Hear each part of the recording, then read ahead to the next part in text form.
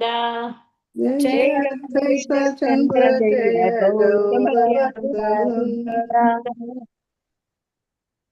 ಹರೇ ಕೃಷ್ಣ. ಹರೇ ಕೃಷ್ಣ. ಹರೇ ಕೃಷ್ಣ ಕೃಷ್ಣ ಕೃಷ್ಣ ಹರೇ ಹರೇ ಹರೇ ಮಾತಾಜಿ. ರಾಮ. ಹರೇ ಕೃಷ್ಣ ಮಾತಾಜಿ. ಹರೇ ಕೃಷ್ಣ ಮಾತಾಜಿ. ಕೃಷ್ಣ ಮಾತಾಜಿ, ಪ್ರಣಾಮಗಳು ಮಾತಾಜಿ. ಹರೇ ಕೃಷ್ಣ ಮಾತಾಜಿ. ಹರೇ ಕೃಷ್ಣ. ಹರೇ ಕೃಷ್ಣ. ಎಲ್ಲರಿಗೂ ಪ್ರಣಾಮಗಳು.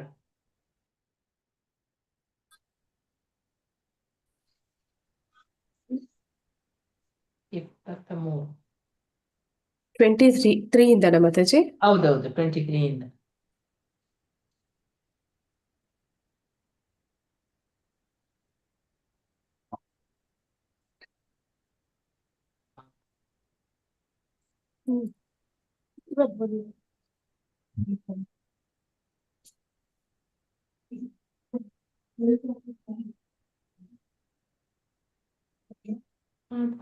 ಕಾಯ ನಿಜ ರೂಪ ಪ್ರಕಾಶಯ ನಾನಾ ರೂಪೇ ವಿಲಾಸಾಯ ಚತುರ್ವಾಹಿನಿ. ಓಂ ಅಜ್ಞಾನತಿಮಿರಂಧಸ್ಯ ಜ್ಞಾನಾಂಜನಶಲಾಕಾಯ ಚಕ್ಷುರುನ್ಮಿಲಿತಂ ಯೇನ ತಸ್ಮೈ ಶ್ರೀ ಗುರುವೇ ನಮಃ. ಶ್ರೀ ಚೈತನ್ಯ ಮನೋಭೀಷ್ಟಂ ಸ್ಥಾಪಿತಂ ಯೇನ ಭೂತಲೆ ಸ್ವಯಂ ರೂಪಃ ಕದಾ ಮಹ್ಯಂ ದದಾತಿ ಸ್ವಪದಾಂತಿಕಂ. ವಂದೇ ಶ್ರೀ ಗುರು ಶ್ರೀಯುತ ಪದಕಮಲಂ ಶ್ರೀ ಗುರುನ್ ವೈಷ್ಣವಾಂಶ ಶ್ರೀರೂಪಂ ಸಾಗ್ರಜಾತಂ ಸಹಗಣ ರಘುನಾಥಾನ್ವಿತಂ ತಂ ಸಜೀವಂ ಸಾದ್ವೈತಂ ಸಾವಧೂತಂ ಪರಿಜನ ಸಹಿತಂ ಕೃಷ್ಣ ಚೈತನ್ಯ ದೇವಂ ಶ್ರೀರಾಧಾ ಕೃಷ್ಣ ಪಾದಂ ಸಹಗಣ ಲಲಿತ ಶ್ರೀ ವಿಶಾಖಾನ್ವಿತಂ ಶ. ಹೇ ಕೃಷ್ಣ ಕರುಣಾ ಸಿಂಧು ದೀನಬಂಧು ಜಗತ್ಪತೆ ಗೋಪೇಶ ಗೋಪಿಕಾ ಕಾಂತ ರಾಧಾ ಕಾಂತ ನಮಸ್ತುತೆ. ತಪ್ತ ಕಾಂಚನ ಗೌರಾಂಗಿ ರಾಧೆ ವೃಂದಾವನೇಶ್ವರಿ ವೃಷಭಾನುಸುತೆ ದೇವಿ ಪ್ರಣಮಾಮಿ ಹರಿಪ್ರಿಯೆ. ವಾಂಛಾ ಕಲ್ಪತರುಭ್ಯಶ್ಚ ಕೃಪಾ ಸಿಂಧುಭ್ಯ ಏವ ಚ ಪತಿತಾನಾಂ ಪಾವನೇಭ್ಯೋ ವೈಷ್ಣವೇಭ್ಯೋ ನಮೋ ನಮಃ. ನಮೋ ಓಂ ವಿಷ್ಣುಪಾದಾಯ ಕೃಷ್ಣಪ್ರೇಷ್ಠಾಯ ಭೂತಲೆ ಶ್ರೀಮತೆ ಭಕ್ತಿವೇದಾಂತ ಸ್ವಾಮಿನ್ ಇತಿ ನಾಮಿನೆ. ನಮಸ್ತೆ ಸರಸ್ವತೆ ದೇವಿ ಗೌರವಾಣಿ ಪ್ರಚಾರಿಣಿ ನಿರ್ವಿಶೇಷ ಶೂನ್ಯವಾದಿ ಪಾಶ್ಚಾತ್ಯ ದೇಶತಾರಿಣಿ. ನಮೋ ಓಂ ವಿಷ್ಣುಪಾದಾಯ ಕೃಷ್ಣಪ್ರೇಷ್ಠಾಯ ಭೂತಲೆ ಶ್ರೀಮತೆ ಜಯ ಪತಾಕ ಸ್ವಾಮಿನ್ ಇತಿ ನಾಮಿನೆ. ನಮಾಚಾರ್ಯ ಪದಾಯ ನಿತಾಯಿ ಕೃಪಾ ಪ್ರದಾಯಿನಿ ಗೌರಕಥಾ ದಾಮದಯ ನಗರ ಗ್ರಾಮ ತಾರಿಣಿ. ಜೈ ಶ್ರೀ ಕೃಷ್ಣ ಚೈತನ್ಯ ಪ್ರಭು ನಿತ್ಯಾನಂದ ಶ್ರೀ ಅದ್ವೈತ ಗದಾಧರ ಶ್ರೀವಾಸಾದಿ ಗೌರ ಭಕ್ತ ವೃಂದ. ಹರೇ ಕೃಷ್ಣ ಕೃಷ್ಣ ಕೃಷ್ಣ ಹರೇ ಹರೇ ಹರೇ ರಾಮ ರಾಮ ರಾಮ ಹರೇ ಹರೇ. ಹರೇ ಕೃಷ್ಣ ಮಾತಾಜಿ. ಹರೇ ಕೃಷ್ಣ ಮಾತಾಜಿ. ಮಾತಾಜಿ ನಿಮ್ದು ಶೇರ್ ಮಾಡಕ್ಕಾಗತ್ತಾ ಮಾತಾಜಿ? ಇದು ಬಿಡ್ತಾ ಇಲ್ಲ ನನ್ಗೆ. ಮಾಡ್ಬೇಕಾ? ಓಕೆ ನಾ ಮಾಡ್ತೀನಿ.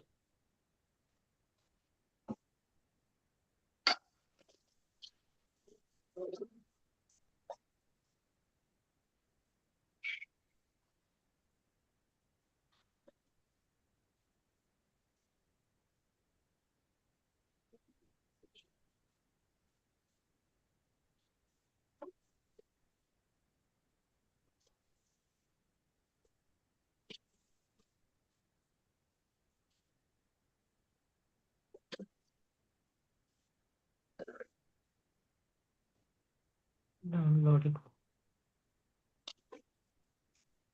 ಆಗ್ತಾ ಉಂಟು ಡೌನ್ಲೋಡ್. ಓಕೆ.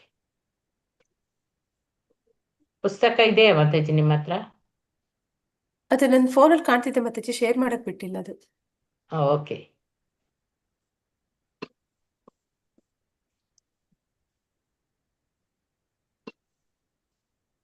ಓಪನ್ ಆಗ್ತದೆ ಈಗ. ಓಪನ್. ಎಸ್. ಹರೇ ಕೃಷ್ಣ ಮಾತಾಜಿ. ಸಿಕ್ತಾ ಮಾತಾಜಿ ಕನ್ನಡಕ್ಕೆ ಸಿಕ್ಕಿತ್ತು. ಸರಿ ನೋಡಿ, ಮಧ್ಯಾಹ್ನ ಸ್ವಲ್ಪ ಕೆಲಸ ಕೊಟ್ಬಿಡ್ತದೆ ನಿಮ್ಗೆ. ಈಗ ಸಿಕ್ಕಿದೆ. ಓಕೆ. ಹರೇ ಕೃಷ್ಣ. ಹರೇ ಕೃಷ್ಣ. ಓದೋದಲ್ಲ ಮಾತಾಜಿ? ಓದಿ ಬಂತಲ್ಲ ಮಾತಾಜಿ ಸ್ಕ್ರೀನ್? ಹಾ, ಕಾಣ್ತಿದ್ದೆ ಮಾತಾಜಿ. ಶ್ಲೋಕ 23 ಮಥುರಧ್ವರಕಯ ನಿಜ ರೂಪ ಪ್ರಕಾಶೇಯ ನಾನಾ ರೂಪೇ ವಿಲಾಸೇಯೇ ಚತುರ್ವ್ಯೂಹಯ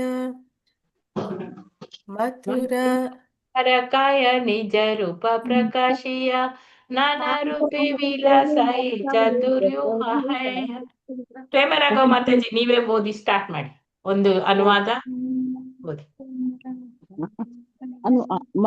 ಮಥುರೆಯಲ್ಲಿ ದ್ವಾರಕೆಯಲ್ಲಿ ನಿಜ ರೂಪ ವೈಯಕ್ತಿಕ ದೇಹ ಪ್ರಕಾಶಿಯ ವ್ಯಕ್ತಪಡಿಸುವುದು ನಾನಾ ರೂಪಿ ವಿವಿಧ ರೀತಿಗಳಲ್ಲಿ ವಿಲಸೆಯೇ ಲೀಲೆಗಳನ್ನು ಅನುಭೋಗಿಸುತ್ತಾನೆ. ಚತುರ್ವ್ಯೂಹ ಹೈಯ 4 ಅದ್ಭುತ ರೂಪಗಳಲ್ಲಿ ವಿಸ್ತರಿಸಿಕೊಂಡು. ಅನುವಾದ: ಪ್ರಭು ಕೃಷ್ಣನು ಸ್ವಂತ ರೂಪದಲ್ಲಿ ಮಥುರಾ ಮತ್ತು ದ್ವಾರಕಾ ಪಟ್ಟಣಗಳಲ್ಲಿ ಪ್ರಕಟಗೊಳ್ಳುತ್ತಾನೆ. 4 ರೂಪಗಳಲ್ಲಿ ತನ್ನನ್ನು ವಿಸ್ತರಿಸಿಕೊಂಡು ಅವನು ವಿವಿಧ ರೀತಿಗಳಲ್ಲಿ ಲೀಲೆಗಳನ್ನು ಅನುಭೋಗಿಸುತ್ತಾನೆ. ಧನ್ಯವಾದಗಳು ಮಾತಾಜಿ.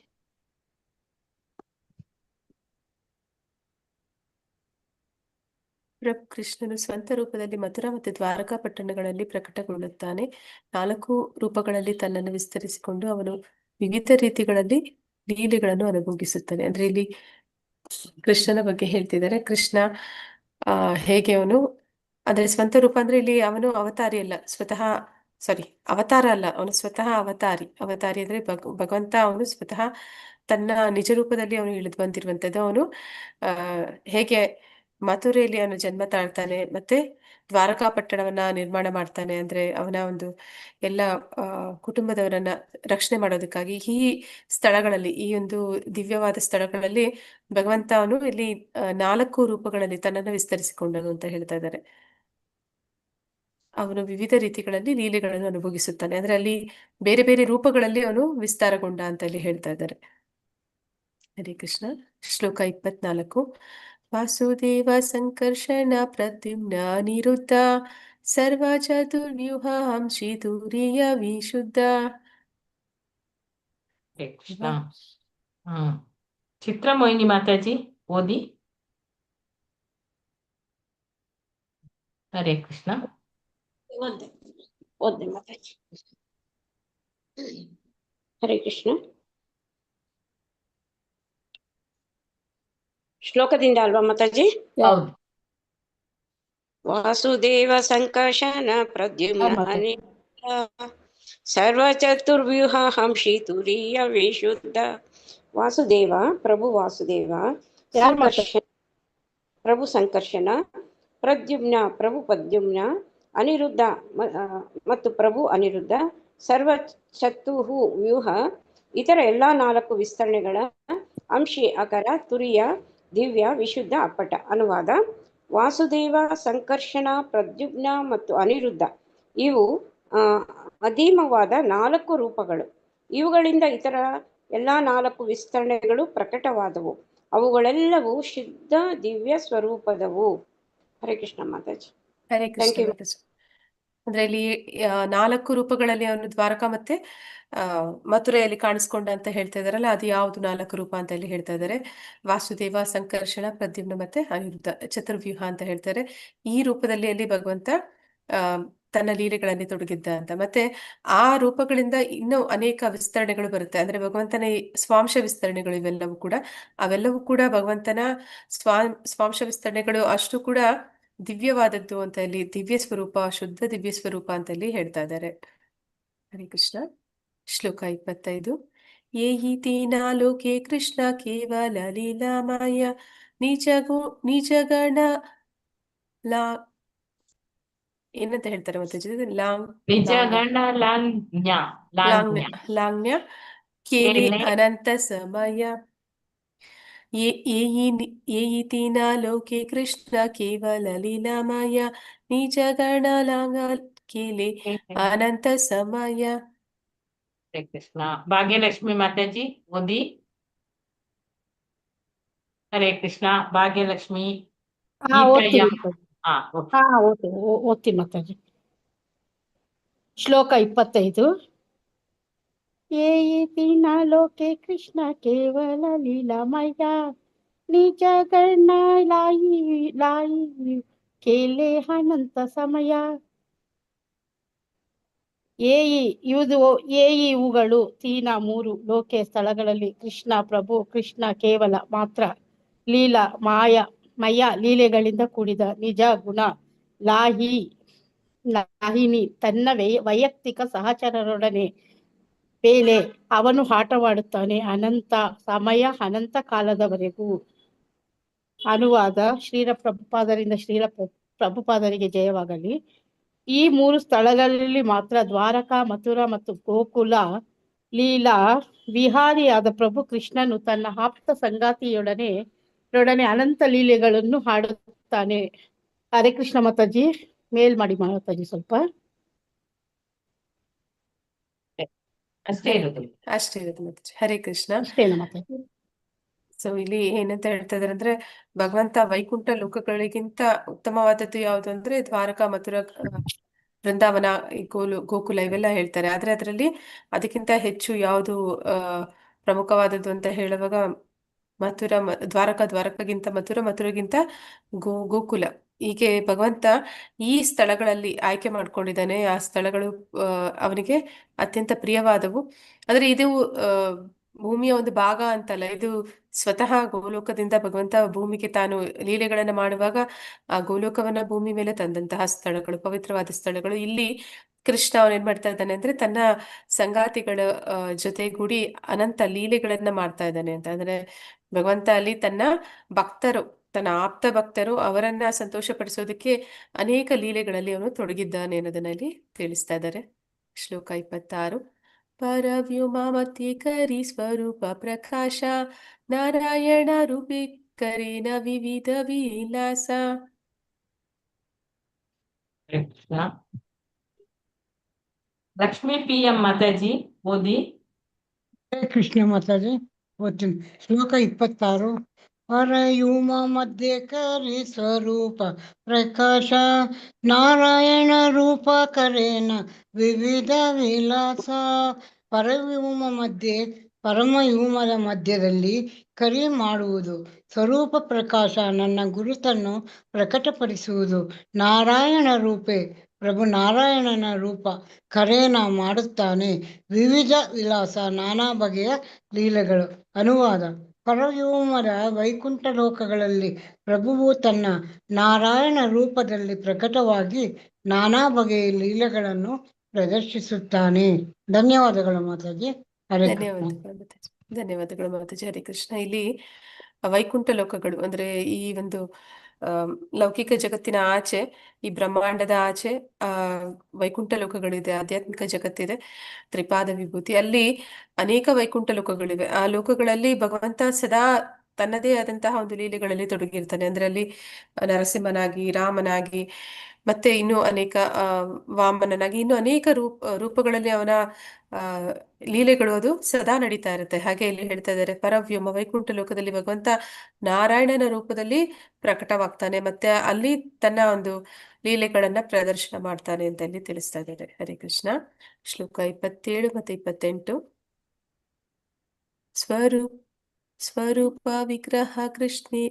ಸ್ವರೂಪ ವಿಗ್ರಹ ಕೃಷ್ಣೇರ ಕೇವಲ ದ್ವಿಭುಜ ನಾರಾಯಣ ರೂಪೇ ಸೇಯಿ ತಾನು ಚತುರ್ಭುಜ ಶಂಖ ಚಕ್ರ ಗದ ಪದ್ಮ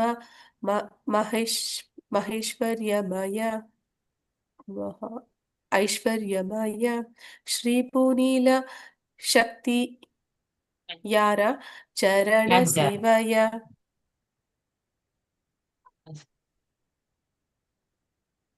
ಗೀತಾ M ಮಾತಾಜಿ ಓದಿ. ಗೀತಾ M. ಮಧುಮಯಿ ಮಾತಾಜಿ.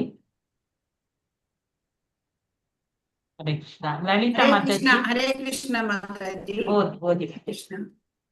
ಸ್ವರೂಪ ವಿಗ್ರಹ ಕೃಷ್ಣೇರ ಕೇವಲ ದ್ವಿಭುಜ ನಾರಾಯಣ ರೂಪೇ ಸೇಯಿ ತನು ಚತುರ್ಭುಜ ಶಂಖ ಚಕ್ರ ಗದಾ ಪದ್ಮ ಮಹೈಶ್ವರ್ಯಮಯ ಶ್ರೀ ಭೂನೀಲ ಶಕ್ತಿಯ ನರ ಚರಣ ಸೇವಯ. ಸ್ವರೂಪ ವಿಗ್ರಹ ವೈಯಕ್ತಿಕ ರೂಪ ಕೃಷ್ಣೇರ ಪ್ರಭು ಕೃಷ್ಣನ ಕೇವಲ ಮಾತ್ರ ದ್ವಿಭುಜ 2 ಬಾಹುಗಳು ನಾರಾಯಣ ರೂಪೆ ಪ್ರಭು ನಾರಾಯಣನ ರೂಪದಲ್ಲಿ ಸೇಯಿ ಅದು ತನು ದೇಹ ಚತುರ್ಭುಜ 4 ಭುಜಗಳ, ಶಂಖಚಕ್ರ ಶಂಖ ಮತ್ತು ಚಕ್ರ, ಗದಾ ಗದೆ, ಪದ್ಮ ಕಮಲದ ಹೂವು, ಬಹಳ ಪ್ರಮಾಣದ ಐಶ್ವರ್ಯಮಯ ಅಪಾರವಾದ ಐಶ್ವರ್ಯ, ಶ್ರೀ ಎಂಬ ಹೆಸರಿನ, ಹೂ ಎಂಬ ಹೆಸರಿನ, ನೀಲ ಎಂಬ ಹೆಸರಿನ ಶಕ್ತಿಗಳು, ಯಾರ ಚರಣ ಸೇವೆಯ ಪಾದ ಕಮಲಗಳಿಗೆ ಸೇವಿಸುವುದು. ಅನುವಾದ ಶ್ರೀಲ ಪ್ರಭುಪಾದರಿಗೆ ಜಯವಾಗಲಿ.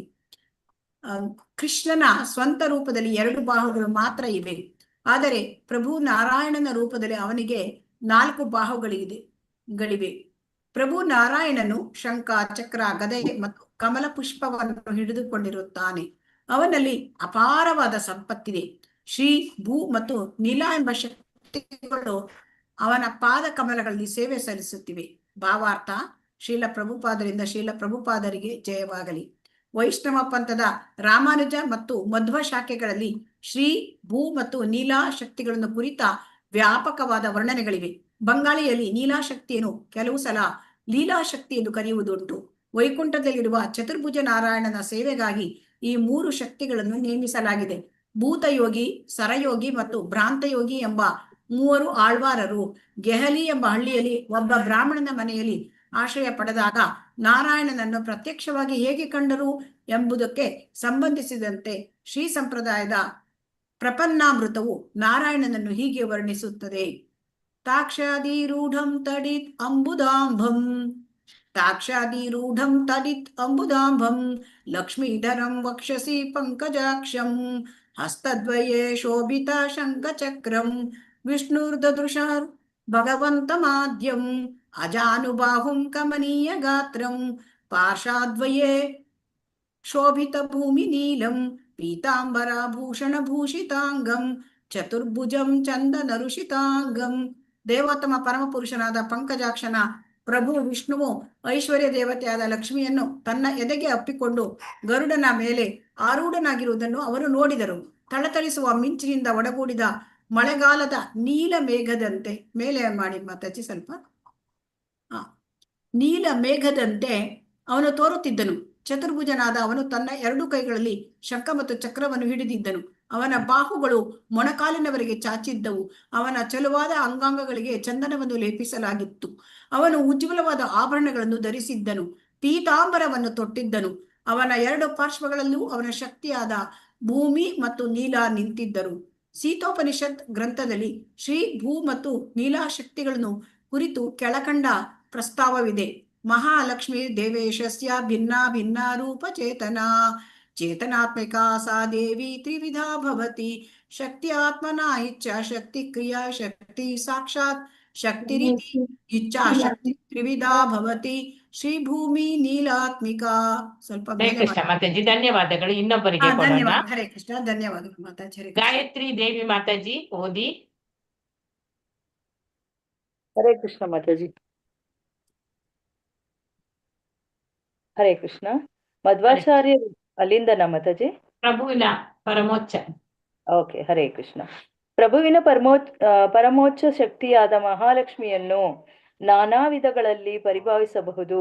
ಐಹಿಕ ಮತ್ತು ಆಧ್ಯಾತ್ಮಿಕ ಶಕ್ತಿಗಳಾಗಿ ಅವಳು ವಿಭಾಗಗೊಂಡಿದ್ದಾಳೆ.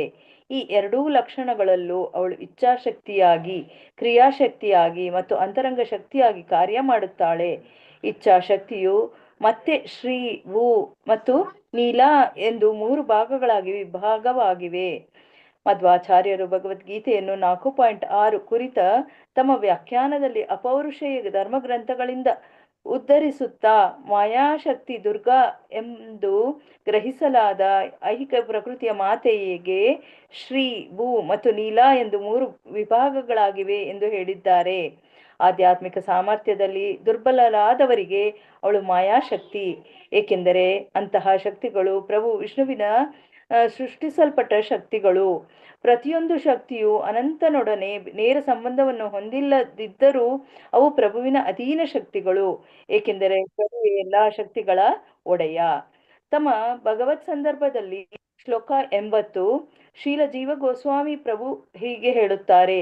ದೇವೋತ್ತಮನ ಶಾಶ್ವತ ಮಂಗಳ ಧಾಮವನ್ನು ಕುರಿತು ಪ್ರಸ್ತಾವಿಸುತ್ತಾ ಪದ್ಮಪುರಾಣವು ಅದು ಶ್ರೀ ಭೂ ಮತ್ತು ನೀಲಾಶಕ್ತಿಗಳು ಸೇರಿದಂತೆ ಎಲ್ಲಾ ಬಗೆಯ ಐಶ್ವರ್ಯಗಳಿಂದಲೂ ತುಂಬಿ ತುಳುಕುತ್ತಿದೆ ಎಂದು ಹೇಳುತ್ತದೆ.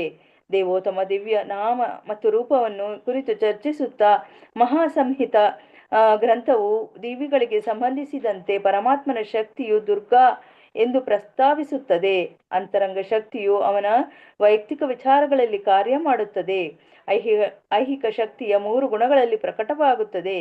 ಬೇರೆಡೆ ಅಪೌರುಷೇಯ ಧರ್ಮ ಗ್ರಂಥಗಳಿಂದ ಉದ್ಧರಿಸುತ್ತಾ ಅವರು ಹೀಗೆ ಹೇಳುತ್ತಾರೆ: ದೇವೋತ್ತಮನ ಶ್ರೀ ಶಕ್ತಿಯು ಬ್ರಹ್ಮಾಂಡದ ಅಭಿವ್ಯಕ್ತಿಯನ್ನು ಪಾಲಿಸುತ್ತದೆ. ಭೂ ಎಂಬ ಶಕ್ತಿಯು ಬ್ರಹ್ಮಾಂಡದ ಅಭಿವ್ಯಕ್ತಿಯನ್ನು ಸೃಷ್ಟಿಸುತ್ತದೆ. ದುರ್ಗಾ ಎಂಬ ಶಕ್ತಿಯು ಸೃಷ್ಟಿಯನ್ನು ಲಯಗೊಳಿಸುತ್ತದೆ. ಈ ಎಲ್ಲಾ ಶಕ್ತಿಗಳು ಜೀವಿಗಳಿಗೆ ಸಂಬಂಧಪಟ್ಟಂತೆ ಕಾರ್ಯನಿರ್ವಹಿಸುತ್ತವೆ. ಆದ್ದರಿಂದ ಅವನ್ನು ಒಟ್ಟಾರೆ ಜೀವಮಾಯಾ ಎಂದು ಕರೆಯುತ್ತಾರೆ. ಹರೇ ಕೃಷ್ಣ ಮಾತಾಜಿ, ಧನ್ಯವಾದಗಳು. ಹರೇ ಕೃಷ್ಣ ಮಾತಾಜಿ. ಇಲ್ಲಿ ಹೇಳ್ತಾ ಇದ್ದಾರೆ, ಭಗವಂತ ಅವನು ನಿಜ ಸ್ವರೂಪದಲ್ಲಿ ಅವನಿಗೆ 2 ಬಾಹುಗಳು ಮಾತ್ರ. ಆದ್ರೆ ಅವನು ವೈಕುಂಠ ಲೋಕಗಳಲ್ಲಿ ನಾರಾಯಣರ ರೂಪದಲ್ಲಿ ಇದ್ದಾಗ ಅವನಿಗೆ ಚತುರ್ಭುಜಧಾರಿಯಾಗಿರ್ತಾನೆ. ಮತ್ತೆ ಆ 4 ಭುಜಗಳಲ್ಲೂ ಕೂಡ ಅವನು ಶಂಖ, ಚಕ್ರ, ಗದೆ ಮತ್ತೆ ಕಮಲ ಪುಷ್ಪಗಳನ್ನ ಹಿಡಿದಿರ್ತಾನೆ ಅನ್ನೋದನ್ನ ಇಲ್ಲಿ ಹೇಳ್ತಾ ಇದ್ದಾರೆ. ಅಲ್ಲಿ ಭಗವಂತ ವೈಕುಂಠ ಲೋಕಗಳಲ್ಲಿ ಅವನು ಐಶ್ವರ್ಯ ಭಾವದಲ್ಲಿರುವುದರಿಂದ ಅವನಲ್ಲಿ ಅಪಾರವಾದ ಸಂಪತ್ತು ಇರುತ್ತೆ. ಮತ್ತೆ ಅಲ್ಲಿ 3 ರೀತಿಯ ಶಕ್ತಿಗಳ ಬಗ್ಗೆ ಇಲ್ಲಿ ತಿಳಿಸ್ಕೊಡ್ತಾ ಇದ್ದಾರೆ. ಶ್ರೀ, ಭೂ ಮತ್ತೆ ನೀಲ ಎಂಬ ಶಕ್ತಿಗಳು ಅವನ ಪಾದ ಕಮಲಗಳಲ್ಲಿ ಸೇವೆ ಸಲ್ಲಿಸುತ್ತವೆ ಅಂತ. ಅಂದ್ರೆ ಈ 3 ಶಕ್ತಿಗಳು ಭಗವಂತನ ಒಂದು ವೈಕುಂಠ ಲೋಕಗಳಲ್ಲಿ ಇದ್ದಾಗ ಅವು ಅವನ ಅಂತರಂಗ ಶಕ್ತಿಗಳಾಗಿರುತ್ತವೆ. ಅದೇ 3 ಶಕ್ತಿಗಳು ಈ ಭೌತಿಕ ಜಗತ್ತಿಗೆ ಬಂದಾಗ ಅವು ಮಾಯಾಶಕ್ತಿಯಾಗಿ ಕೆಲಸ ಮಾಡುತ್ತೆ ಅನ್ನೋದನ್ನಲ್ಲಿ ಅದನ್ನ ವಿವರಣೆಯನ್ನ ಕೊಡ್ತಾ ಇದ್ದಾರೆ ಪ್ರಭುಪಾದರು ಭಾವಾರ್ಥದಲ್ಲಿ. ಭಾವಾರ್ಥ ಪ್ರಭುಪಾದರಿಂದ ಪ್ರಭುಪಾದರಿಗೆ ಜಯವಾಗ್ಲಿ. ಇದನ್ನ ಯಾವ ಒಂದು ಇದರಿಂದ ತಿಳ್ಕೋಬಹುದು ಅಂತಂದ್ರೆ, ವೈಷ್ಣವ ಪಂಥದ ರಾಮಾನುಜಾಚಾರ್ಯರು ಶ್ರೀ ಪರಂಪರೆ ಮತ್ತೆ ಮಧ್ವ ಪರಂಪರೆ, ಈ 2 ಪರಂಪರೆಗಳನ್ನು ಕೂಡ ಈ ವಿಚಾರವನ್ನ ಇಲ್ಲಿ ತಿಳಿಸಿದ್ದಾರೆ ಅಂತ ಹೇಳ್ತಾ ಇದ್ದಾರೆ.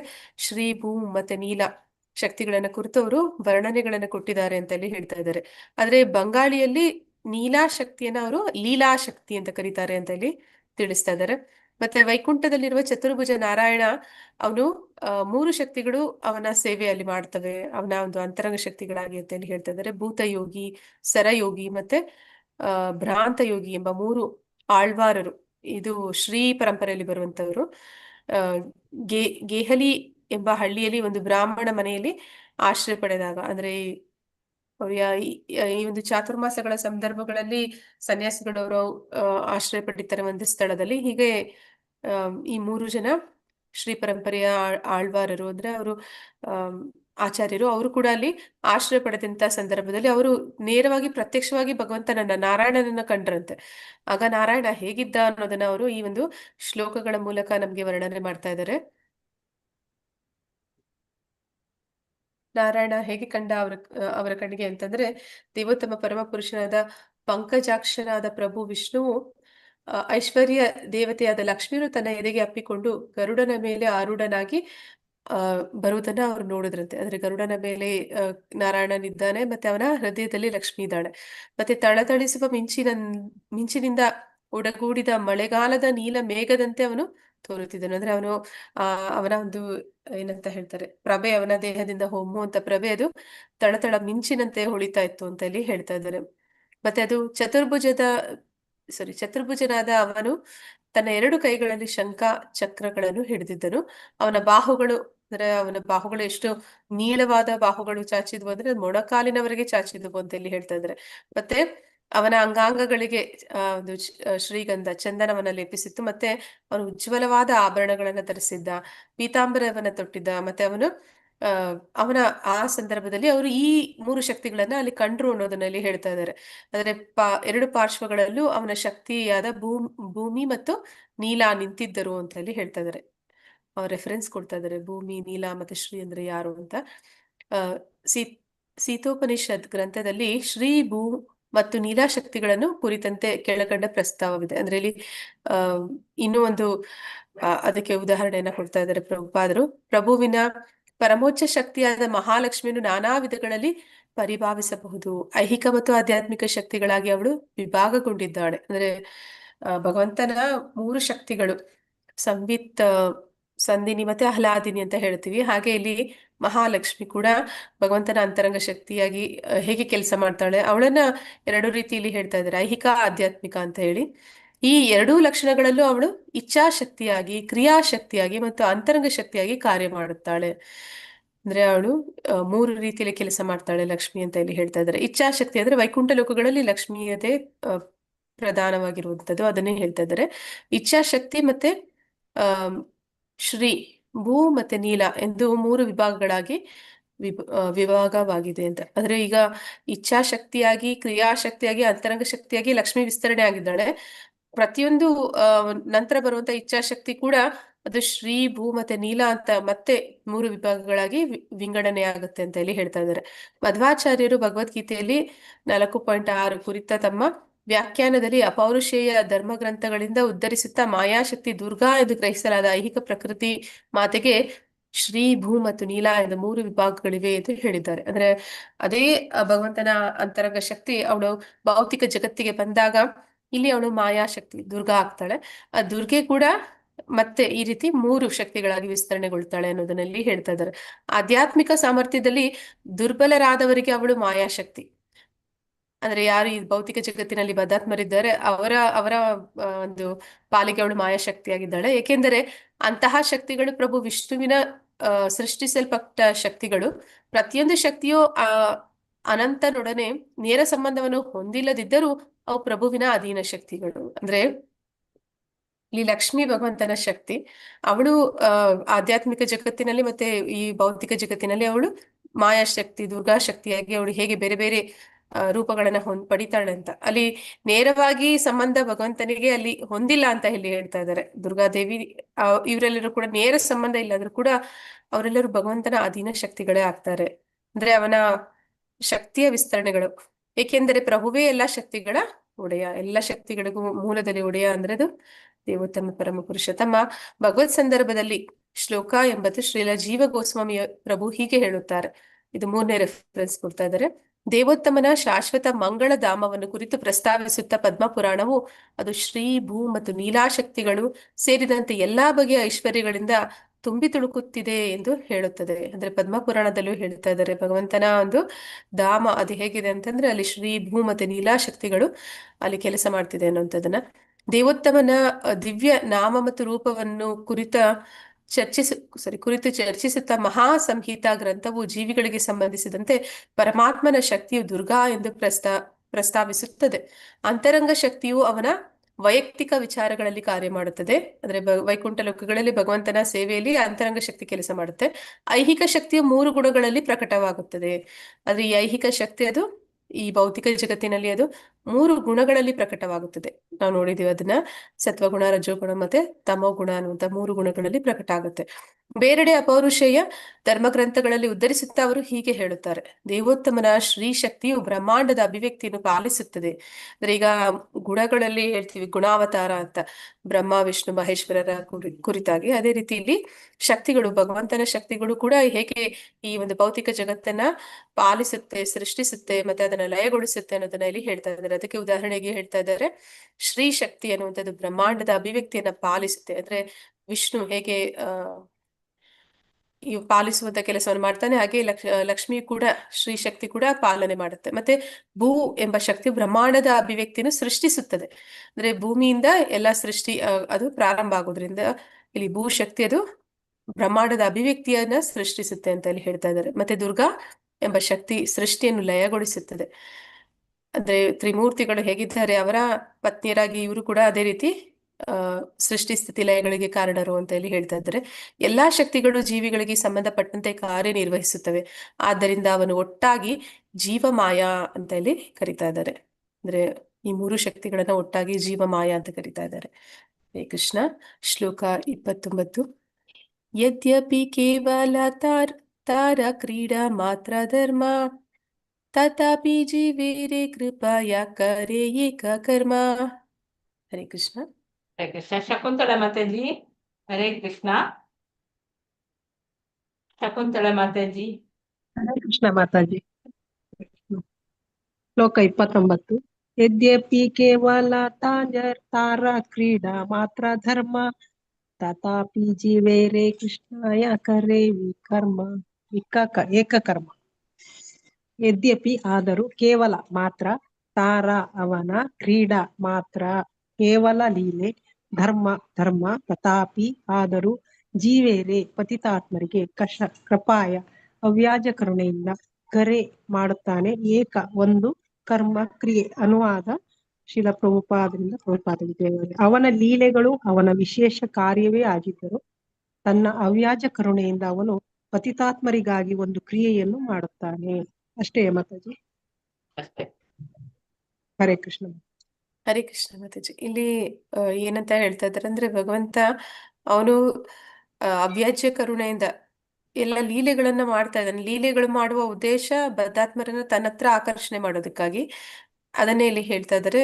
ಪತಿತಾತ್ಮರನ್ನ ಒಂದು ಕ್ರಿಯೆ ಮಾಡ್ತಾ ಇದ್ದಾರೆ ಅವರಿಗಾಗಿ. ಅಂದ್ರೆ ಬದ್ಧಾತ್ಮರನ್ನ ಅವರ ಮೇಲೆ ಅವ್ಯಾಜ್ಯ ಕರುಣೆಯನ್ನ ತೋರಿಸಿ ಒಂದು ಭೌತಿಕ ಜಗತ್ತನ್ನ ಸೃಷ್ಟಿ ಮಾಡಿದ್ದಾನೆ.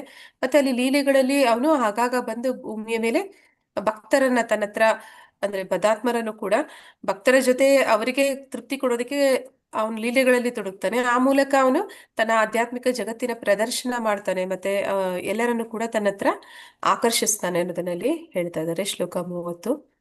ಸಾಲೋಕ್ಯ ಸಾಮೀಪ್ಯ ಸಾಷ್ಟಿ ಸಾರೂಪ್ಯ ಪ್ರಕಾರ ಚಾರಿ ಮುಕ್ತಿ ದಿಯ ಕರೆ ಜೀವೇರ ನಿಸ್ತಾರ. ಸರಿಕಮಲ ಮಾತಾಜಿ, ಶ್ರುತಿ ಎಸ್.ಜೆ. ಮಾತಾಜಿ. ಸರಿಕಮಲ ಮಾತಾಜಿ ಓದಿ. ಹರೇ ಕೃಷ್ಣ ಮಾತಾಜಿ. ಸಾಲೋಕ್ಯ ಎಂಬ ವಿಮೋಚನೆ, ಸಾಮೀಪ್ಯ ಎಂಬ ವಿಮೋಚನೆ, ಸಾಷ್ಟಿ ಎಂಬ ವಿಮೋಚನೆ,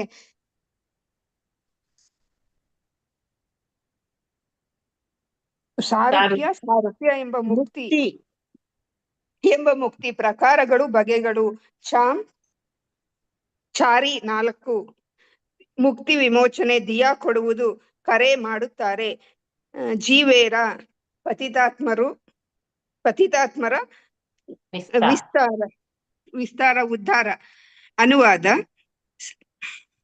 ಸಾಲೋಕ್ಯ, ಸಾಮೀಪ್ಯ, ಸಾಷ್ಟಿ, ಸಾರೂಪ್ಯ ಎಂಬ 4 ಬಗೆಯ ಮುಕ್ತಿಗಳನ್ನು ನೀಡುವ ಮೂಲಕ ಪತಿತಾತ್ಮರನ್ನು ಉದ್ಧಾರ ಮಾಡುತ್ತಾನೆ.